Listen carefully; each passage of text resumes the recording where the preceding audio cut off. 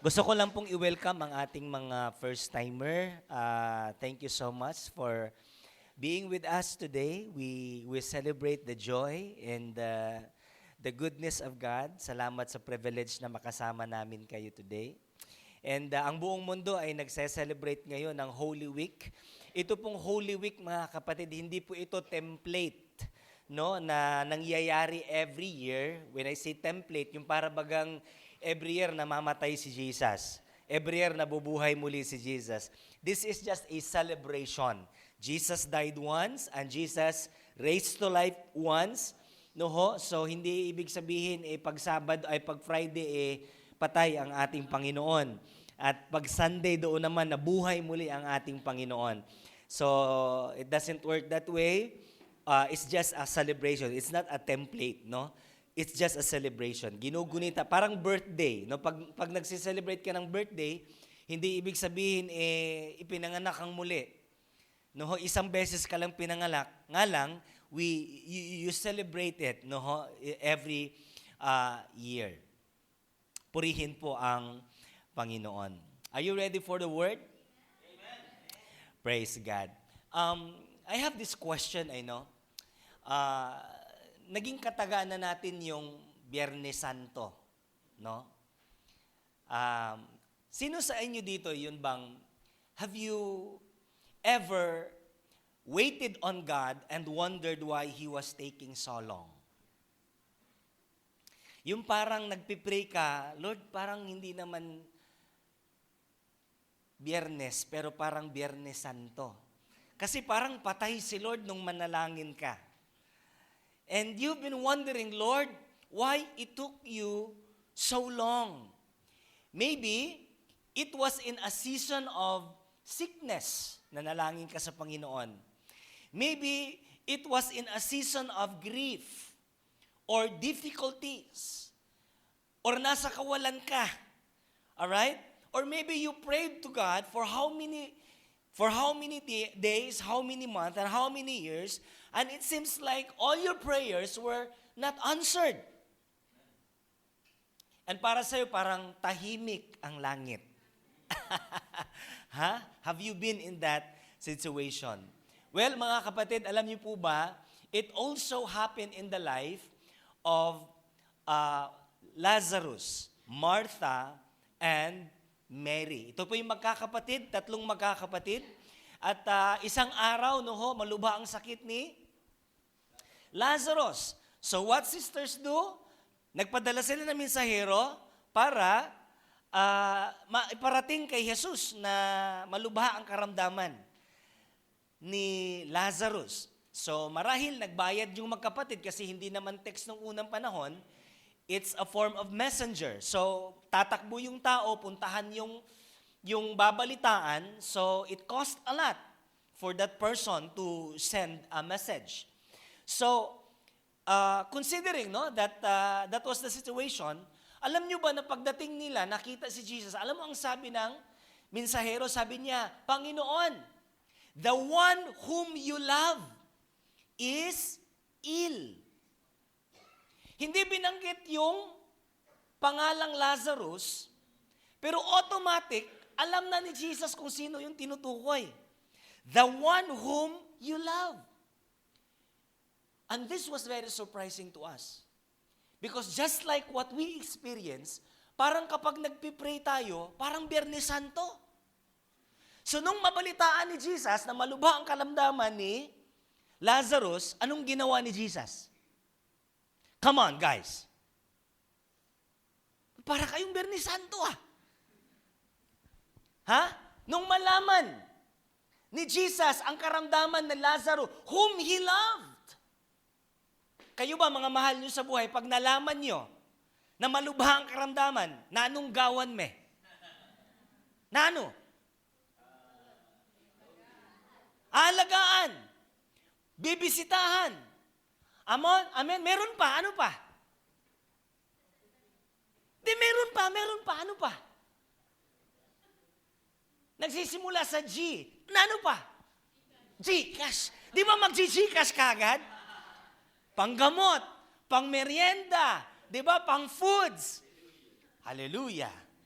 Immediately, if you know that your loved one is ill, malubha ang sakit, bilang Pinoy, bilang kapamilya, hindi lang Pinoy, bilang kamag-anak, loved ones mo yan eh, there is an immediate response, right? But as you can see, in this story, walang pake, wapaks si Jesus. Nung malaman niya na malubha ang karamdaman, yung kanyang iniibig na disipulo, wapak si Lord. In fact, ito nangyari. He stayed 2 days more. Oh my goodness. Eto pa. After 2 days, Jesus went to Judea. Now, ang Judea, malayo po ito sa Bethany. So, saan nagkasakit si Lazaro? Bethany. Pinuntahan si Jesus kung saan man siya, nanatili siya ng 2 araw, tapos umusad pa siya going up to Judea. And it's very strange because if you were Mary, or if you are one of his disciples, you would think like, anong klaseng Panginoon ito? Anong klaseng leader ito? Nung nalaman niya ang aming karamdaman, wala siyang pakialam. In fact, ito ang sabi niya. Ito yung sabi ni Jesus. Look at verse 14. Sabi niya, the sickness is not unto death, but for the glory of God. Alam niyo ba yung salitang glory sa Tagalog? Ang ibig sabihin niyan, kagalakan, kaluwalhatian. Para bagang ganito, sabi ni Jesus nung nabalitaan, malubha na po, parang mamamatay na. Si Lazaro, sabi ni Jesus, huwag kang mag-alala, para yan sa ikakatuwa ng Diyos. Kailan pa nakakatuwa yung malubha ang sakit ng loved ones mo? And then the Lord would tell you, this is for the glory of God. What would you feel? Very strange. All right? So, Jesus could have said that, well, just like the centurion, naalala niyo yung kwento ng centurion? Yung anak niya, mamamatay na. Sabi ni Jesus, pupunta ako. Sabi ng centurion, Lord, you are not worthy to be under my roof. Please say a word and my daughter will be healed. Sabi ni Jesus, okay, your daughter is healed because of your faith. Well, pwedeng sabihin ni Jesus ito eh. Pwede niya sabihin sa messenger, well, naniniwala ka bang gagaling si Lazarus? Tanungin mo yung magkakapatid kung naniniwala silang gagaling and then, just receive healing. But during at this point of time, it seems like the Lord has no care for them. And it happened most of the time in our prayers, right? Lord, kung kailan Kristiyano na ako, Lord, kung kailan naglilingkod ako sa iyo, how come these things happen to me? And kung kailan nagsiseryoso akong maglingkod sa inyo, how come this illness came to me?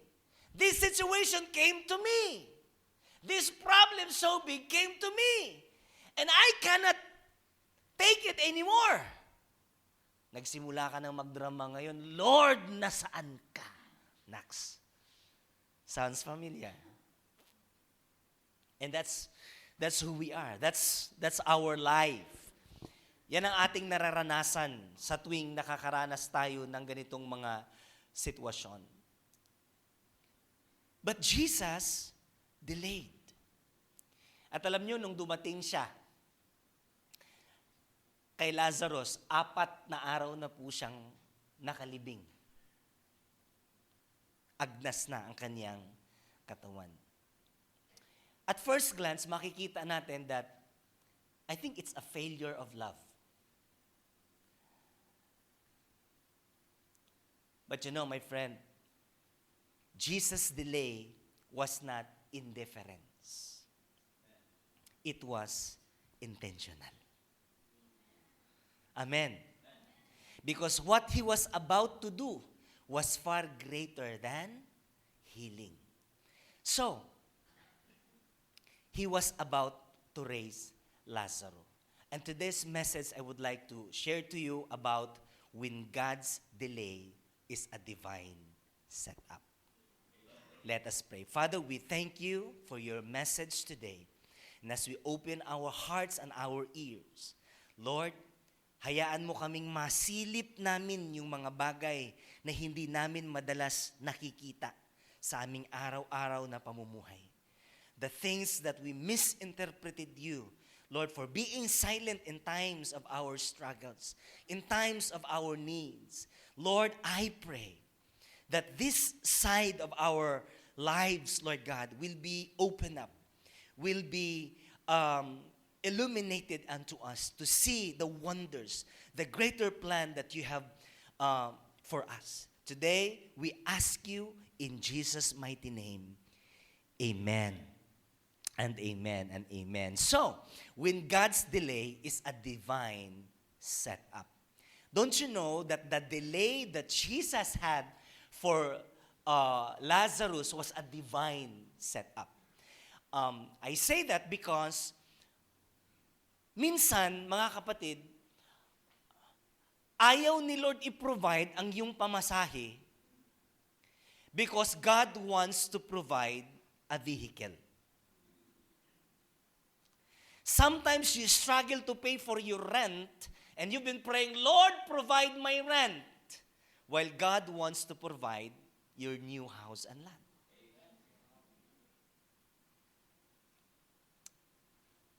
So, sometimes God would let those things, He would set up those difficult things in our lives. It was a divine setup for three things. Number one, to glorify God. I have a question right here. Why does John say that Jesus raised Lazarus from the dead?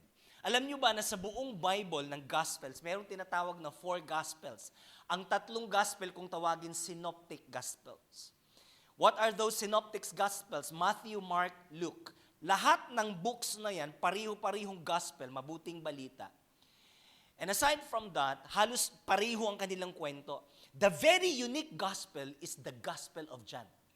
Karamihan sa kwento ng Book of John, wala. Hindi mo makikita sa kwento ng Matthew, Mark, and Luke. That is why hindi siya considered as synoptic. The word synoptic comes from the word synonym. Similar.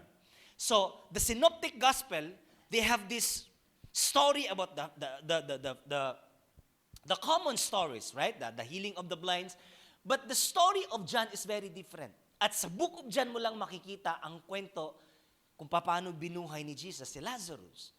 And when John wrote those things, he has this intent. He has the intentions because upon the writing of the Book of John, he was probably 90 years old or 100 years old he was very old.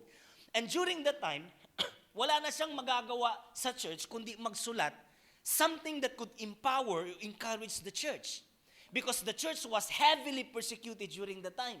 So he wrote a message about the resurrection of Lazarus to empower, to encourage the believers to believe that Jesus truly is the Son of God. And you would see the purpose, the intent of John the Beloved, why he wrote John, the book of John. At the end of the book of John, sabi niya, I wrote all these things that you may believe that Jesus is the Son of God. So the purpose why the book of John was written is for us to believe that Jesus is the Christ and the Son of God. Okay? So, he has the intention. So, the question is, why does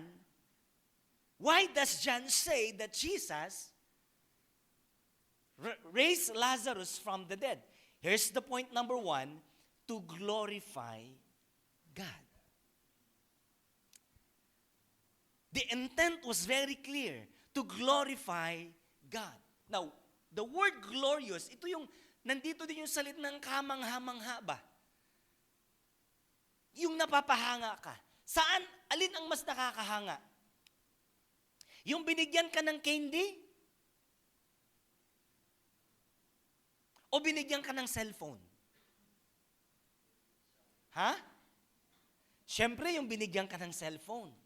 Alin ang mas kahanga-hanga? Yung pagalingin ka sa sakit mo?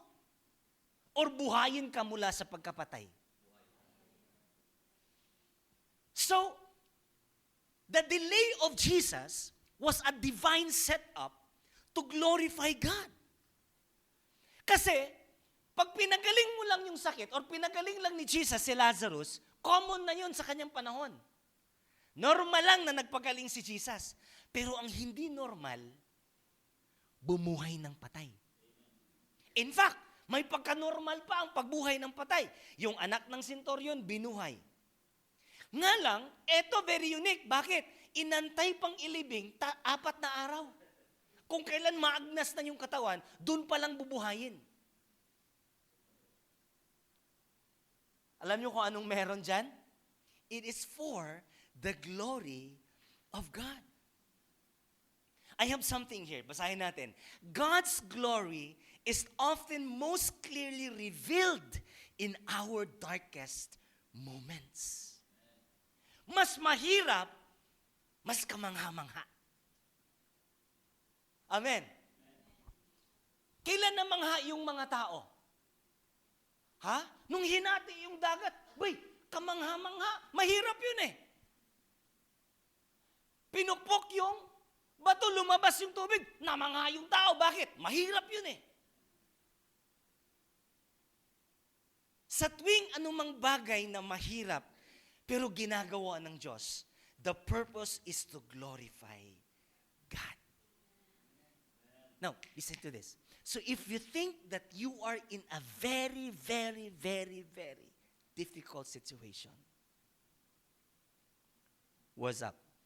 Because God is about to do something in your life that will glorify Him. Hallelujah. The delay wasn't neglect. The delay was not a neglect. It was a setup for His glory. Kaya kung na-delay yung bahay mo, sinet up lang ni Lord dyan. Hallelujah. Ha? Kung na-delay yung sweldo mo, sinet up lang ni Lord dyan. Amen. Kung na-delay yung trabaho mo, na-delay yung kontrata mo, na-delay yung kliyente mo, ang daming na-delay sa buhay mo. But after that, if you have faith to believe, it was a setup, a divine setup for His glory. Amen? Ito yung ating attitude. We all want God to show up before things fall apart. Yan ang gusto natin lagi na dapat nandyan na kagad si Lord bago pa mag-fall apart. But God sometimes allows situations to go beyond our ability so that when the breakthrough comes, it is clear that He gets the glory. Amen? Minsan hayaan ng Panginoon yung wala ka nang magagawa, yung tanging siya na lang ang nakagawa, nang sa ganon siya ang mabibigyan ng kapurihan. Let me leave you this question. What if the delay you're experiencing right now is not because God has forgotten you, but because He is setting up the stage for a greater display of His glory? Amen? Kaya, beginning today, you would think differently. Amen? Yung nangyayari sa buhay mo ngayon, wala pa ring answered prayer, it doesn't mean that God is not answering your prayers. Probably, He is delaying, setting up a delay for God's glory. Number 2, why does John say that Jesus raised Lazarus from the dead? Number 2 is to magnify the Son. Well, si Jesus nung unang panahon, ang tingin lang nila kay Jesus, teacher, prophet, rabbi. Okay? He was a good man. Ganun lang ang tingin nila kay Jesus. Pero hindi pa sila umabot sa pagtingin nila kay Jesus that He was a Son of God. That He was a Savior of the world. That He was God. So, sinet up ni Jesus itong madelay kasi itong pagpapagaling ng sakit, typical na trabaho na ginagawa ng propeta. And He wants to do something very unique. That is why He set up delay for people to see.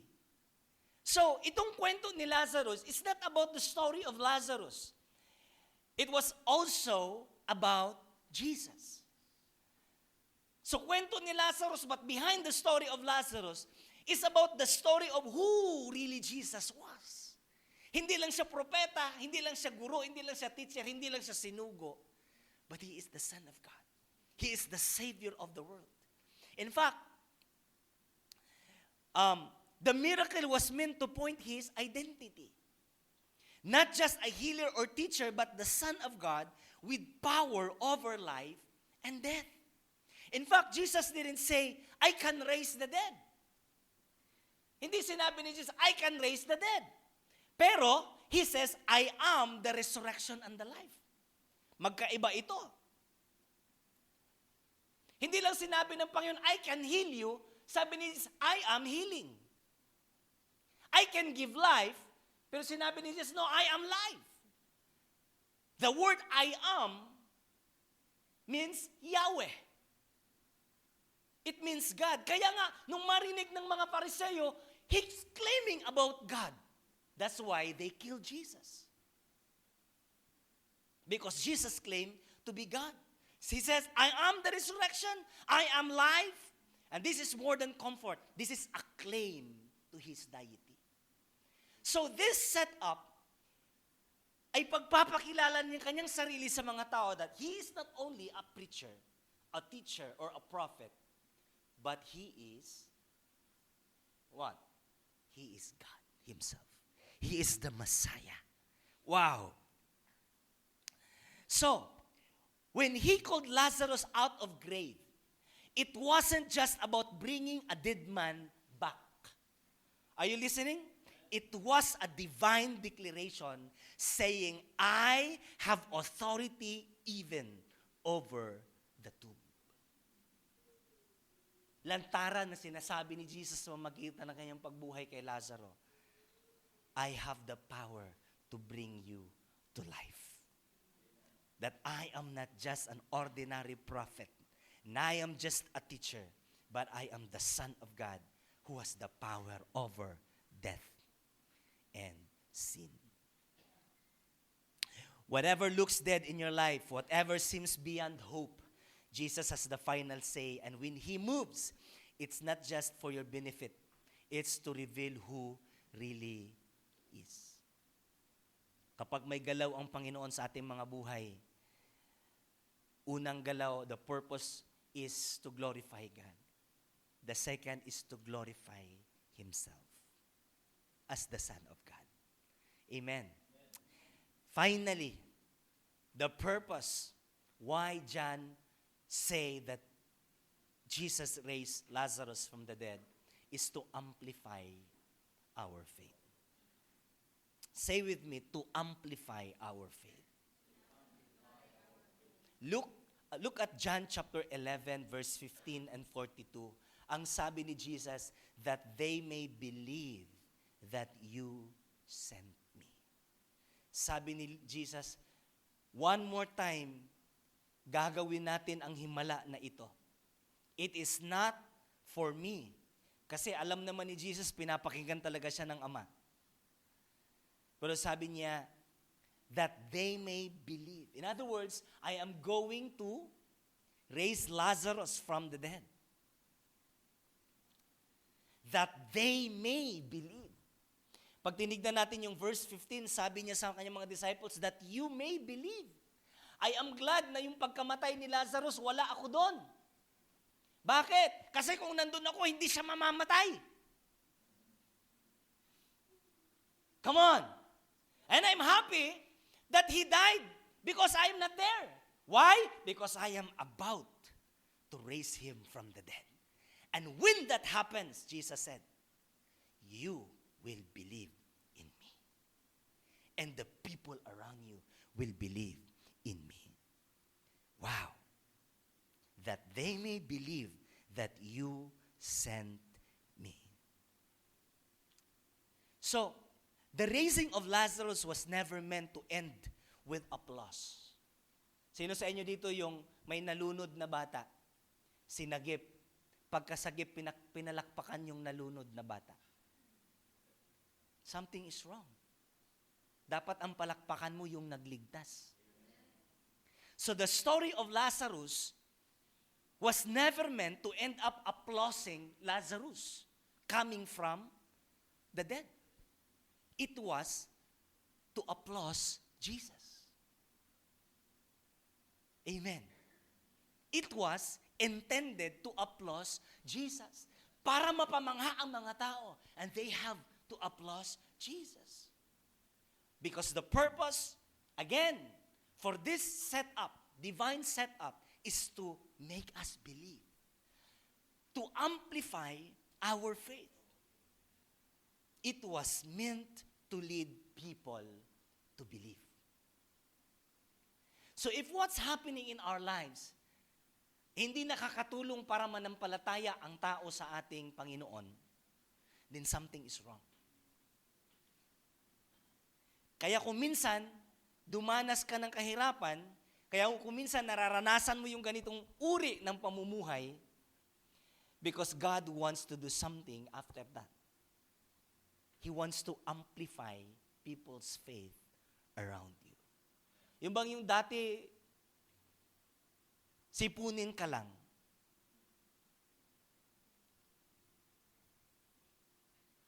Yung bang dati ganito ka lang, pero dinanas mo lahat, hinayaan lang ng Diyos. You've been praying and you've been praying, but you've been experiencing a lot of delays. But it was a divine setup. Now that you have broke through, nakita ng mga tao, hindi nasayang ang kanyang paglilingkod sa Diyos. Amen? And now you have been blessed. People will, alam nyo ba, there's a verse in the scripture that God will bless the Gentiles so that the Israelites will come to know the Lord. Here's the sad part of the Jewish people. Although mahal ng Diyos ang bansang Israel, but most of them, they don't believe Jesus Christ as the Messiah. They would only believe that Jesus is a great teacher, but they don't believe that He is the Son of God. So, what's happening right now is that few years ago, pinayaman ng Diyos yung mga bansa na kumikilala kay Jesus. Isa na dyan yung Amerika at yung mga nakapaligid na bansa nitong Israel. And they would ask, lalong-lalo na nung watak-watak pa ang bansang Israel, nagtatanong sila, bakit ang mga bansang ito, they believe in Jesus Christ at pinagpapala sila? And it's true because it was written in the scripture that I'm going to bless the Gentiles so that you would know that I am the true God. At ang purpose daw nun, it was a divine setup so that they would realize that buti pa sila pinagpapala ni Jesus. So why don't we believe Jesus? And right now, there are many Jewish people who are Christians believing Jesus. Amen? In fact, isa sa pinakamalaking realization nila, kaya ang bilis yumaman ang Israel because of Christians. You know why? Lahat ng pumupunta sa bansang Israel inspired by our Lord Jesus Christ. As Christians, ako bilang Kristiyano, pinaka-dream ko makapunta sa Israel.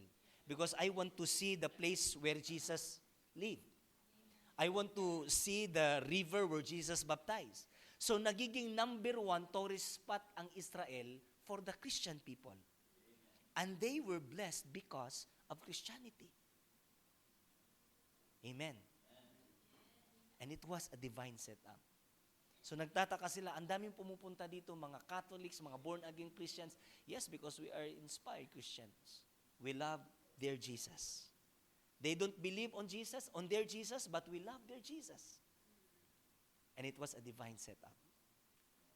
So, all these things was a divine setup to glorify God, to glorify the Son, and to amplify our faith.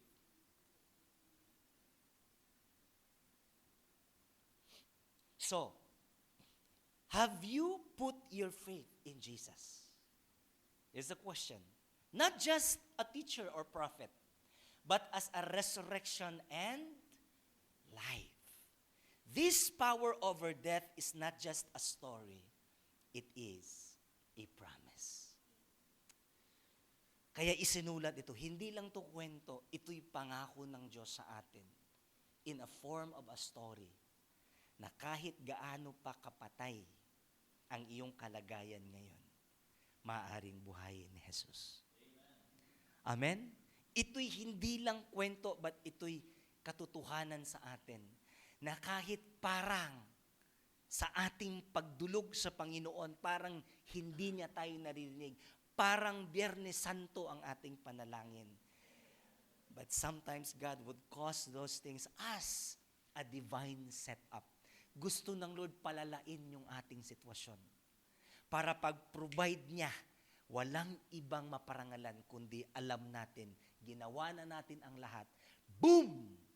Kumilos ang Diyos. Wow! This must be the work of God. Amen? So, why did Jesus raise Lazarus? Again, not just to comfort a grieving family, not just to perform a miracle, but He did it to glorify the Father. Pangalawa, to magnify the Son. And pangatlo, to amplify our faith in God. And let me tell you a good news. Do you want good news? Do you want good news? Let me tell you a good news. Here's the good news. He did then what He did before, He still does now.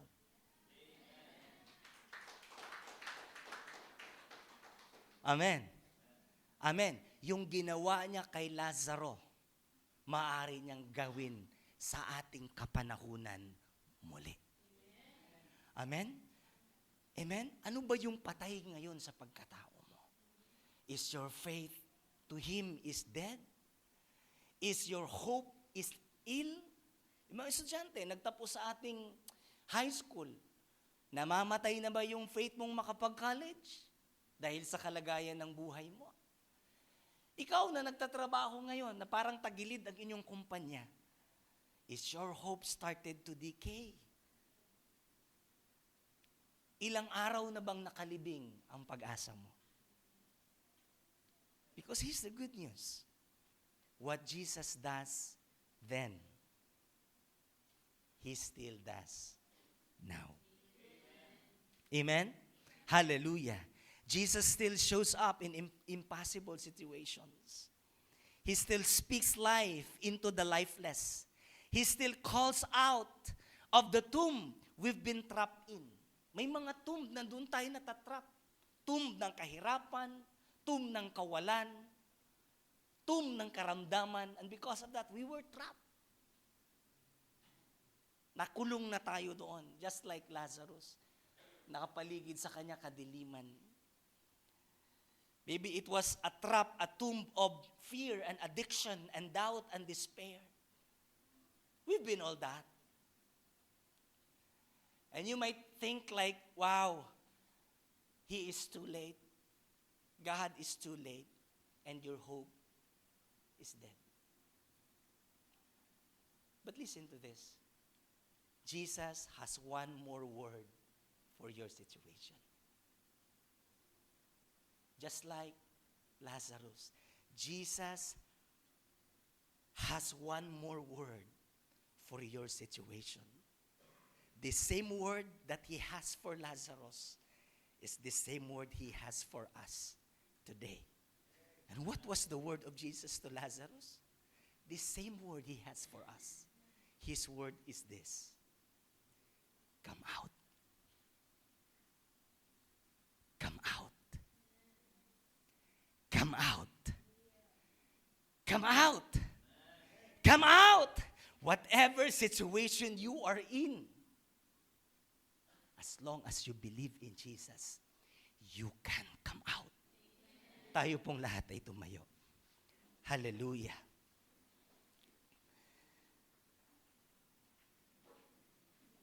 Sinong naniniwala, makakawala ka rin sa libingan na yan? Amen? Come on, guys. There might be some of us, nasa libingan tayo ngayon ng kawalan.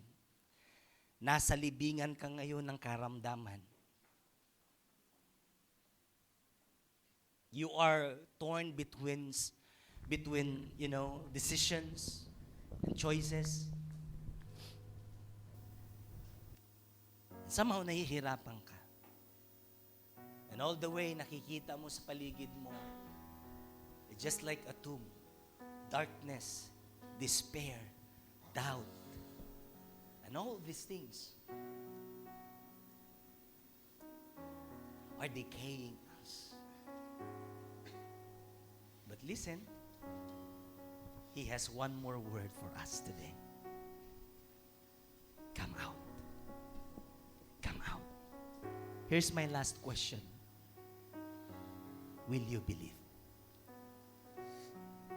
Will you believe? Nung dinala ni Martha at ni Mary si Jesus sa libingan, sabi ni Mary, Lord, but Lord, 4 na araw na po siyang nakalibing at nangangamoy na po siya. Anong sabi ni Jesus? I know it sounds impossible. I know it sounds difficult. But Jesus said to Mary and Martha, did I ask you, do you believe?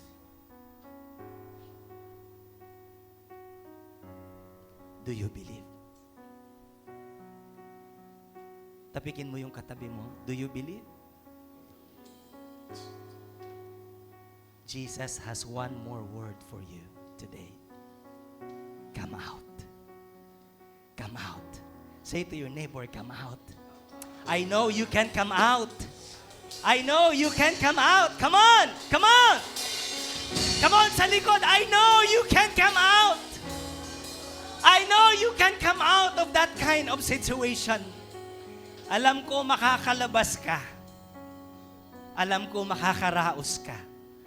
Pero isa lang tinitiyak ko, pag nakalabas ka sa kalagayan mong yan, God will be glorified. Jesus will be glorified. And your faith will be amplified.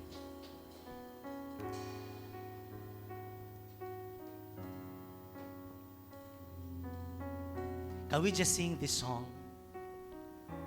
You know, the message of resurrection